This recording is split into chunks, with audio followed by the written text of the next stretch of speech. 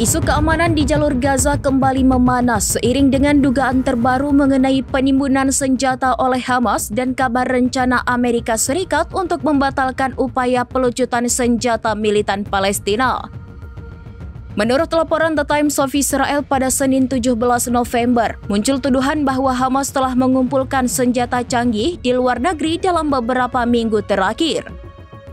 Senjata-senjata ini yang disebut-sebut disimpan di beberapa negara, termasuk di Afrika hingga Yaman, disiapkan untuk diselundupkan dan dipindahkan ke lokasi-lokasi strategis, termasuk Gaza di kemudian hari. Sementara itu, laporan ini muncul di tengah kabar bahwa Amerika Serikat berencana untuk membatalkan upaya pelucutan senjata Hamas. Sumber keamanan Israel mengindikasikan bahwa rencana pembatalan tersebut sedang dibahas oleh Gedung Putih. Pembatalan ini diduga karena Amerika Serikat mengalami kesulitan mendapatkan komitmen dari negara-negara pihak ketiga untuk terlibat dalam pelucutan senjata.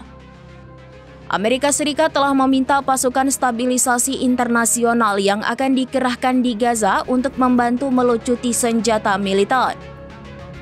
Namun negara-negara yang tergabung dalam pasukan tersebut termasuk Indonesia dilaporkan menolak untuk melakukan tindakan kekerasan di jalur Gaza.